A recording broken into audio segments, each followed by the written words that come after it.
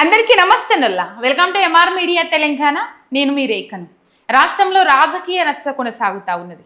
రాజకీయాలు పక్కకు పెట్టి కాళేశ్వరం నీళ్ళు ఇవ్వమంటే కాళేశ్వరం కూలేశ్వరము, కాళేశ్వరం తెల్ల ఏనుగు అని చెప్పేసి మాట్లాడుతూ ఉన్నది అధికార పార్టీ. అసలు కాళేశ్వరానికి ఏమీ కాలేదు, మీ చాతగానితనం ఇది నిదర్శనం కనబడతా ఉన్నది. మీ గురువు కోసం నీళ్లు విడుదల చేయకుండా ఆపుతా ఉన్నారు, గురువు కోసం త్యాగం చేస్తూ ఉన్నారు అని చెప్పేసి మాట్లాడుతూ ఉన్నది ప్రధాన ప్రతిపక్ష బీఆర్ఎస్ పార్టీ. నిజంగా చెప్పాలంటే రేవంత్ రెడ్డి అప్పటి నుంచి ఇప్పటి వరకు నోటికి పని చెప్పుకుంటూ పోతానే ఉన్నాడు. ఆ మాటలు చాలా బాధాకరం, జుగుప్సాకరం అని చెప్పేసి చాలా మంది మాట్లాడుతూ ఉన్నారు. అయినప్పటికీ ఆయన భాషను మార్చుకోవడం లేదు. రాష్ట్ర రైతాంగం ప్రయోజనాలు ఆయన దృష్టికి పోతున్నాయా పోతలేవో తెలియదు, కానీ మొత్తం మీద ఆయన చేయాల్సింది మాత్రం చేస్తానే ఉన్నాడు. రైట్, ఈ అంశాలన్నీ మనతోని మాట్లాడడానికి బీఆర్ఎస్ పార్టీ సీనియర్ నాయకురాలు డాక్టర్ సత్యక్ ఉన్నారు. అక్కకు వెల్కమ్ చేద్దాం, ఇవన్నీ ముచ్చట్లు మాట్లాడదాం. నమస్తే అక్క. నమస్తే రేఖ, బాగున్నావా? బాగున్నక్క, మీరు? బాగున్నది. ఫస్ట్ టైం అక్క, welcome to MR media Telangana. Thank you. Right, ముచ్చట్లకు పోదాం అక్క. ఎందుకక్క అభివృద్ధి చేయనిస్తలేరు మీరు రేవంత్ రెడ్డిని, ఆయన కాంగ్రెస్ పార్టీని? ఏమైనా కాళ్ళల్లో కట్టెలు పెడతా ఉన్నారు, కాళ్ళకు అడ్డం పడతా ఉన్నారని చెప్పేసి మాట్లాడుతూ ఉన్నారు. ఎందుకక్క అభివృద్ధి చేయనిస్తలేరు? రాష్ట్రం అభివృద్ధి అవ్వడం మీకు ఇష్టం లేదు? అసలు ఇచ్చిన 6 గ్యారెంటీలు నిలబెట్టుకున్నాడా? 420 హామీలు అమలు చేసిందా? ఇందిరమ్మ ఇళ్లను పూర్తిగా ఇవ్వడం జరిగిందా? కాళ్ళకు కట్టబెట్టడం అంటే ఏంది? ఇప్పుడు ఫీజు రియంబర్స్మెంట్ ఇస్తా అని చెప్పిండు, ఆపేసిండు. కళ్యాణ లక్ష్మితో పాటు తులం బంగారు ఇస్తా అని చెప్పిండు. తులం బంగారు ఇస్తే మేము ఆపినామా? బీఆర్ఎస్ వాళ్ళము ఆపలేదు కదా. దాంతోపాటు రైతు భరోసా కింద 15,000 ఇస్తా అని చెప్పిండు. 15,000 ఇచ్చిండా? పైగా ఇవ్వాల్సినవి కూడా 3 సార్లు ఇవ్వకుండా ఎగ్గొట్టిండు. కానీ కేసీఆర్ కొనసాగించిన ఏ ఒక్క పథకాన్ని నేను ఆపలేదు, అన్నీ ఇస్తున్నా అంటుండు కదా అక్క. ఏవి ఇచ్చిండు? మన కళ్ళ ముందు కనపడాలి కదా. అంతెందుకు నిన్న గద్వాల్లో సభ జరిగింది. గద్వాల్లో సభ జరిగితే అక్కడ నుంచి వాళ్ళే వేదిక మీద నుంచి 6 గ్యారెంటీల గురించి అడగడం చెప్పడం జరిగింది. మీకు ఇవి వస్తున్నాయా వస్తున్నాయి అంటే ఇందిరమ్మ చీరలు కట్టుకొని పోయి మహిళలు ఆ మీటింగ్ కి అటెండ్ అయ్యి మాకు రాలేవని చెప్పి చేతులు ఇట్లు ఊపిరు. ఇప్పుడు మేం చెప్తే ప్రతిపక్షంగా ఆయన చెవులకు గానీ లేకపోతే కంటికి గానీ ఇంపుగా లేదు. పబ్లికే చెప్పారు కదా, మహిళలే చెప్పారు కదా. ఇక ఇంతకన్నా నిదర్శనం ఏముంటది రేవంత్ రెడ్డి పరిపాలన గురించి? 6 గ్యారెంటీలలో ఈరోజు బస్సులలో ఉచిత ప్రయాణం మీకు వస్తుందా లేదా చెప్పండి? టికెట్ లేని ప్రయాణం వస్తుందా లేదా?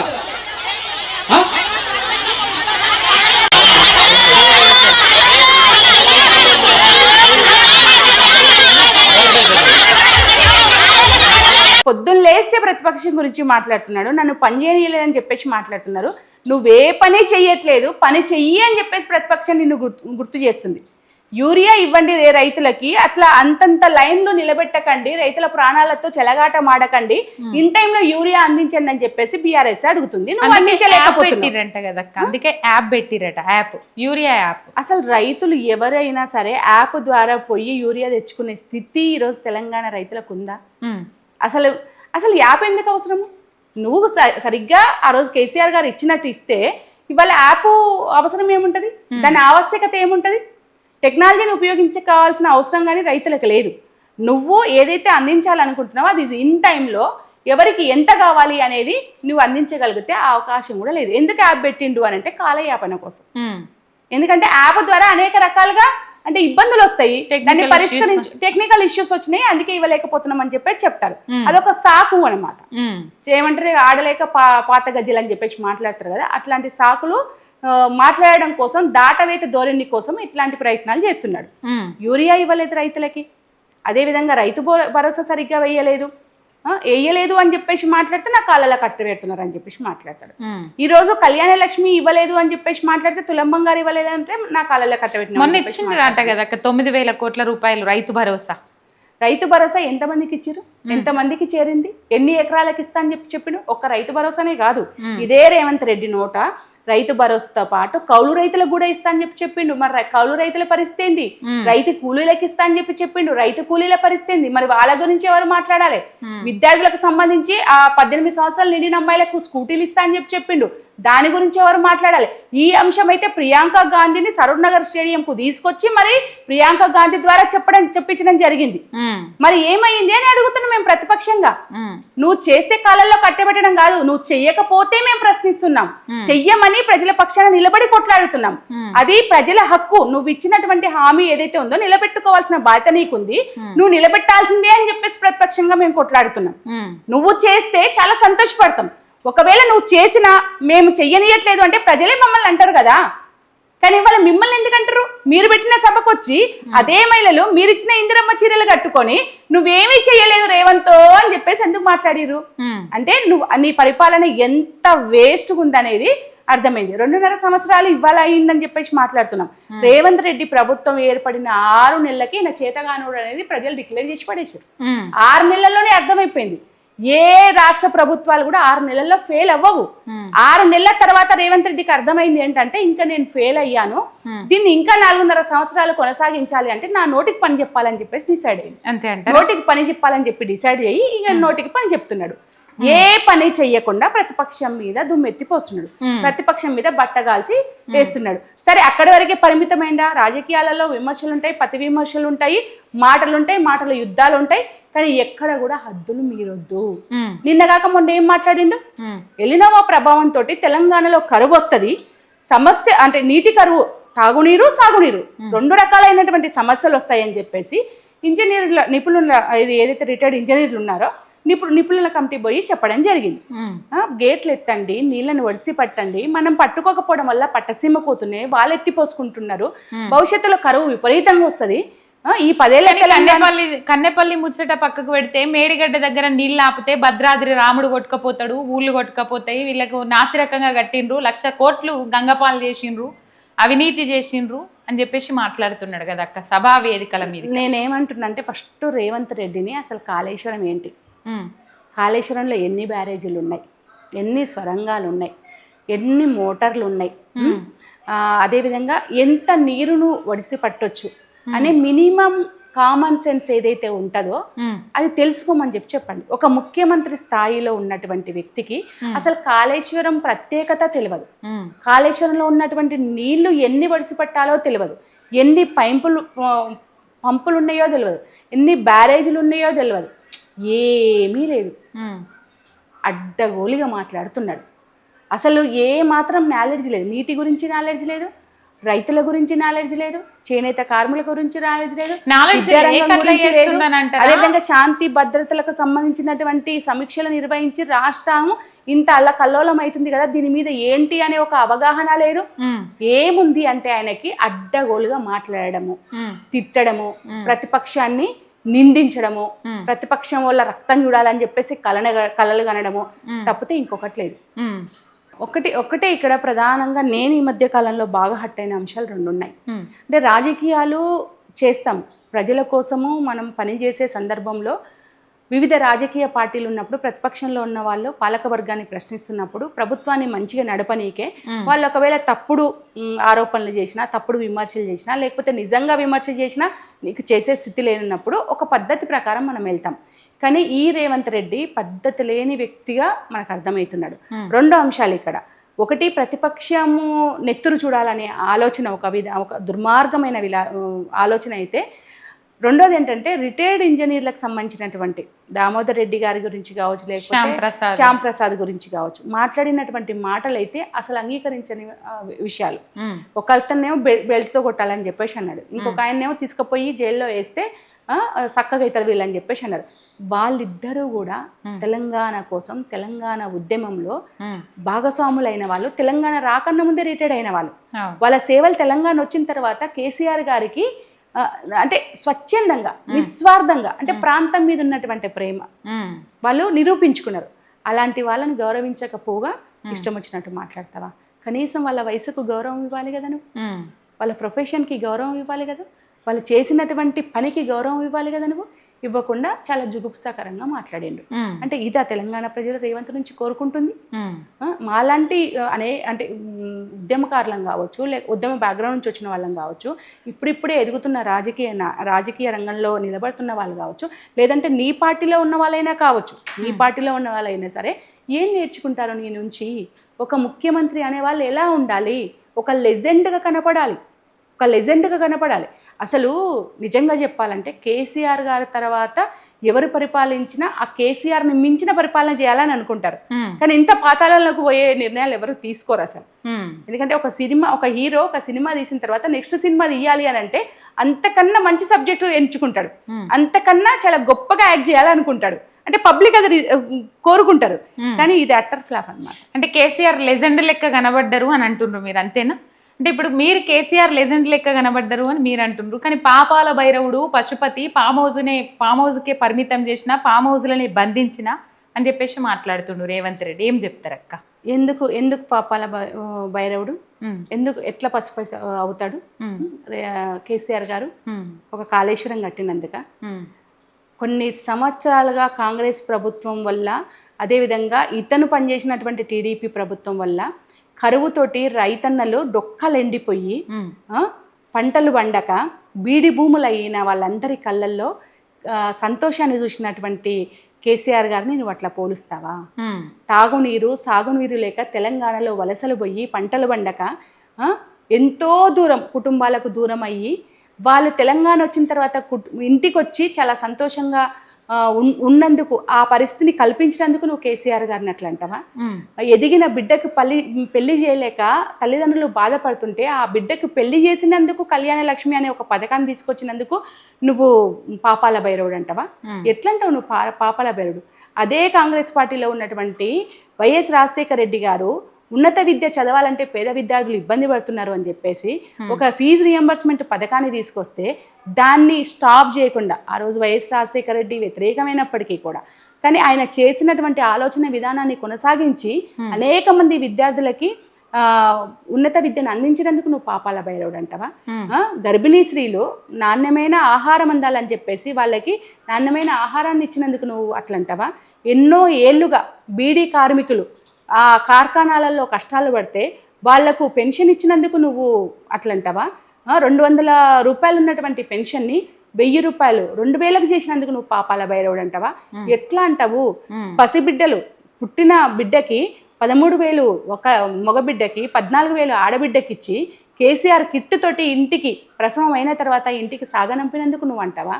ఆడపిల్లలు సుఖప్రసవం జరగాలి, ఫ్రీ డెలివరీలు కావాలి, సిజరీన్స్ కావద్దు, ఎందుకంటే వాళ్ళ తర్వాత చాలా ఆరోగ్యంగా ఉండాలని చెప్పేసి ఐఏఎస్లని వివిధ రాష్ట్రాలకు పోయి ప్లస్ వాళ్ళని ఒక అవగాహన తెచ్చుకొని ఇక్కడ ఉన్నటువంటి గవర్నమెంట్ హాస్పిటల్స్లలో వాళ్ళకు ఫ్రీ డెలివరీలు చేసినందుకు నువ్వు అంటావా? ఎన్ని చేనేత కార్మికులకు ఇచ్చిన ఏదైతే ఆసరా ఉందో వాళ్ళ అందుకనే అంటావా?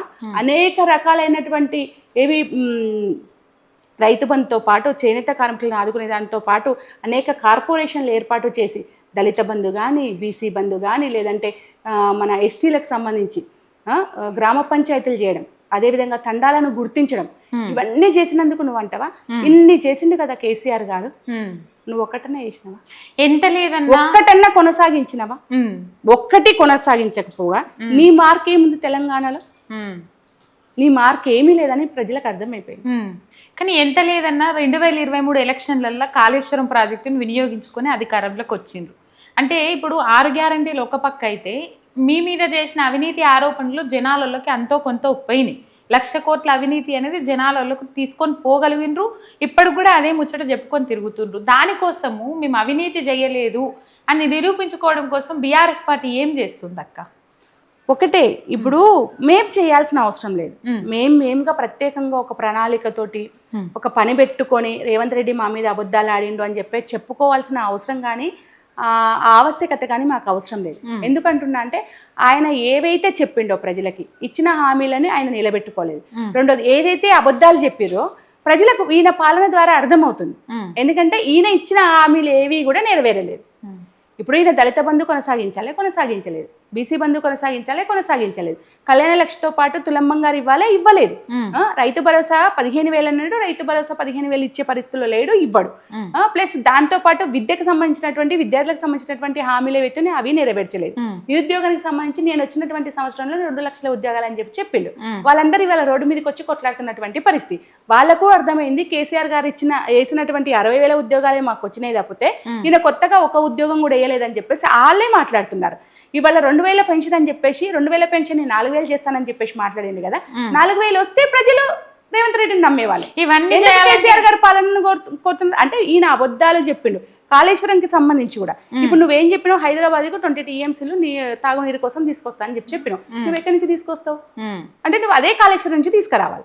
మరి అదే కాళేశ్వరం నుంచి తీసుకొచ్చేటోడివి నువ్వు కాళేశ్వరం కూలిపోయిందని చెప్పేసి ఎట్లా మాట్లాడినావు? అంతెందుకు, నిన్నగాక మొన్న నీ కాన్వాయ్ కాళేశ్వరం మీద నుంచే పోయింది. మరి ఏమైంది? కూలిపోతే నువ్వు కూలటోడివి కదా, నీ కాన్వాయ్తో పాటు అండ్లవాడి కొట్టుకుపోయేటోడివి కదా, మరి ఎందుకు దాటుకుంటూ పోయినావు దాన్ని? అంటే ఇవన్నీ చేయాలంటే గల్లపెట్ట నిండు ఉండాలి. వాళ్ళంతా ఖాళీ చేసి పోయినరు, మీదంగా అప్పులు చేసుకొని పోయినరు, మేము నెలకు వడ్డీలకే కడుతున్నాం, వీటికే సరిపోతుంది, ఇవేడికెళ్ళి ఇవ్వమంటారు అంటారు. ఏం చెప్తారు? ఒక్కటి చెప్తా నేను. ఇదే రేవంత్ రెడ్డి నోట్ తోటి ఒక మీడియా ఛానల్ వేదికగా మాట్లాడిన మాట ఏంటంటే, మేము అప్పులు చెయ్యం, మేము సంపదను సృష్టిస్తామని చెప్పి మాట్లాడింది. మరి ఆ సంపద సృష్టి నీ ఆలోచన, నీ పని విధానము ఏమైంది అని మాట్లాడుతున్నా నేను. రెండోది, 9.5 సంవత్సరాలలో కేసీఆర్ గారు చేసిన అప్పుకు కళ్ళ ముందు కనిపిస్తున్నాయి. మెడికల్ కాలేజీలు కనిపిస్తున్నాయి, కలెక్టరేట్లు కనిపిస్తున్నాయి. లాస్ట్కు మనం చచ్చిపోయినాక కూడా వైకుంఠ ధామాలు ఎంత అద్భుతంగా కట్టిండో మా నిజామాబాద్కి రండి. మా నిజామాబాద్లో మా ఎవరు గణేష్ గుప్తా సార్ అన్న కట్టిండు, చూపిస్తాను నేను. మా బోధనలో కట్టిండు షకిల్ అన్న, చూపిస్తా. అడికి వస్తే బాగుంటుంది. ఎందుకంటే నువ్వు ఎంతసేపు నీ ఫామ్ హౌస్లో ఉండి, లేదంటే గాంధీ భవన్లో ఉండి, లేదంటే కేసీఆర్ కట్టిన సెక్రటేరియట్ పోయి అసెంబ్లీకి పోతే నీకు ప్రజలలో ఏం అభివృద్ధి జరిగిందో నీకు తెలియదు. నువ్వు రావాలి, వస్తే నీకు అర్థమవుతుంది. మా కేసీఆర్ గారు అప్పు చేశారంటే ఎంత అభివృద్ధి చేశారో మేము చూపిస్తాము. 33 మెడికల్ కాలేజీలు ఊరికే వచ్చినాయి తెలంగాణలో. 33 జిల్లాలను ఊరికే ఏర్పాటు చేసినామా? ఆ కాలేజీలు జిల్లాల కలెక్టరేట్లు ఊరికే వచ్చినాయా? పోలీసు కార్యాలయాలు ఎంత బాగా డెవలప్ అయినాయి, అద్భుతంగా డెవలప్ అయినాయి కదా. ఇప్పుడు గురుకుల స్కూళ్ళు పెట్టిండు, 1000 గురుకులాలు పెట్టిండు, యూనిఫామ్ ఇచ్చిండు, వాళ్ళకి కావాల్సినటువంటి సకల సౌకర్యాలను పెట్టిండు, నోటిఫికేషన్ వేసి అందులో ఉమెన్ టీచర్లను పెట్టిండు. ఎంత డెవలప్ చేసిండు? ఎంత డెవలప్ చేస్తే ఆర్ఎస్ ప్రవీణ్ సార్ ని నియమించడం వల్ల ఎంతమంది విద్యార్థులు ఉన్నత విద్యను అందుకున్నారు. డాక్టర్లు అయ్యారు, ఇంజనీర్ అయ్యారు, పైలట్లు అయ్యారు, ఎయిర్ హోస్టర్స్ అయ్యారు, చాలా అద్భుతంగా అమెరికాకు పోయారు. ఇవాళ అనేక దేశాలలో తెలంగాణ బిడ్డలు ఉండరు. బికాజ్ ఆఫ్ కేసీఆర్ కదా. ఇంకేం కావాలి?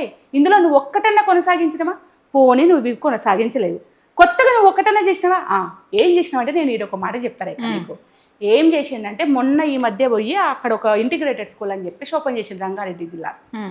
ఆ స్కూల్ ఎట్లా ఓపెన్ చేసిందంటే నేను అనుకున్నా వాస్తవానికి చాలా గొప్పగా ఉండొచ్చు అని చెప్పేసి అనుకున్నా. ఆరుట్లది ఎక్కడో ఒక దగ్గర ఆయన చూపించుకోవాలి కదా, అట్లీస్ట్ స్కూల్ స్టార్ట్ అయినాయి. పోయిండు, ఓపెన్ చేసిండు. తీరా చూస్తే ఏంటంటే అది పాత బిల్డింగ్. పాత బిల్డింగ్ కు రంగులేసి ఓపెన్ చేసిండు. ఓపెన్ చేసిన స్కూల్కి ఎన్ని కోట్లు ఖర్చు పెట్టిండంటే 12 కోట్లు ఖర్చు పెట్టిండు. నువ్వు ఉన్నదే బిల్డింగ్ పాతది, దానికి రంగులేసినావు. నీ ఓపెనింగ్కి 12 కోట్లు అయినాయి. సరే, మేము ఇంతసేపు బీఆర్ఎస్ ఏది మాట్లాడినా మా మీద మాట్లాడుతున్నారు, మమ్మల్ని పని చేయనించట్లేదు అని చెప్పేసి అన్నారు కదా. ఆ స్కూల్ ఓపెనింగ్ సందర్భంగా పోయే ముందు రోజు అక్కడ ఉన్నటువంటి కాంగ్రెస్ కార్యకర్తలు, అక్కడ ఉన్నటువంటి కాంగ్రెస్ నాయకులు విపరీతమైనటువంటి మాటలు మాట్లాడారు రేవంత్ రెడ్డిని. దానికి కూడా మేమే కారణమేగా. అంటే నీ ప్రత్యేకత ఎక్కడుంది అనేది నువ్వే చూసుకోని చెప్పేసి అంటున్నా నేను. ఎంతసేపు కేసీఆర్ గారి మీద ఎందుకు ఏడ్చేస్తావు? ఎంతసేపు కేటీఆర్ గారి మీద ఎందుకు ఏడ్చేస్తావు? ఎంతసేపు హరీష్ అన్న మీద ఎందుకు మాట్లాడతావు? నీ మార్కు చూపించి, నీకు సత్తా ఉంటే, నీకు దమ్ము ఉంటే. ఈ మధ్య ఎక్కువ హరీష్ రావు గారిని టార్గెట్ చేస్తూ మాట్లాడినట్టు కనబడతా ఉన్నది. బీజేపీ పార్టీలకు పోతాడు హరీష్ రావు అని, బీజేపీతో మాట్లాడుతుండని, ఇంకా కొన్ని ముచ్చట్లు మాట్లాడితే నీకు ఫ్యూచర్ లేదు అని చెప్పేసి, ఫ్యూచర్ లేను నువ్వేం మాట్లాడుతున్నావు అని చెప్పేసి, ఇవన్నీ ఏ విధంగా చూడొచ్చు? మెయిన్ హరీష్ రావుని ఎందుకు టార్గెట్ చేస్తుండ్రు ఎక్కువగా? ఈయన కొడంగల్ రౌడీ, సిద్దిపేట షేర్ ఖాన్ మన హరీష్ అన్న. ఇప్పుడు హరీష్ అన్నతో పోటీ పడడం అనేది ఎవ్వడి తరము కాదు. ఎందుకంటే ఒక గొప్ప వ్యక్తిని విమర్శిస్తే నన్ను 10 మందిని చూస్తారేమో అనే ఆలోచనతోటి పదే పదే హరీష్ అన్న గురించి మాట్లాడుతున్నాడు తప్పితే ఆయన గొప్ప కావడానికి ప్రయత్నం చేస్తున్నాడు తప్పితే ఆయన చిల్లర అవుతాడనేది అర్థం కావట్లేదు ఆయనకి. ఇప్పుడు హరీష్ అన్న ఎన్నిసార్లు అక్కడ ఎన్నికైండు ఎమ్మెల్యేగా? అసలు సిద్దిపేట అంటే హరీష్ అన్న అంటే సిద్దిపేట. మరి నువ్వు కొడంగల్ అంటే రేవంత్ అనాలి, రేవంత్ అంటే కొడంగల్ అనాలి. నువ్వు నీ కొడంగల్లోనే ఓడిపోయినావు. నీకు హరీష్ అన్నకి ఏడ నక్కకు నాగలోకి అనుకున్నంత తేడా ఉంది. అంటే కాలి గోటికి కూడా నువ్వు పనికి. కానీ సిద్దిపేటలో ఎట్లా గెలుస్తావు చూస్తా ఈ పారి అంటుండు కదా రేవంత్ రెడ్డి. చూసుకుందాం, అది కూడా ఎంత కాలం లేదు, ఇంకో 2 సంవత్సరాలు అయితే తేలిపోతుంది. హరీష్ అన్నతో పెట్టుకున్న వాళ్ళందరూ మట్టి కడిచిరు, ఈయనకు కూడా అదే గతి పడుతుంది.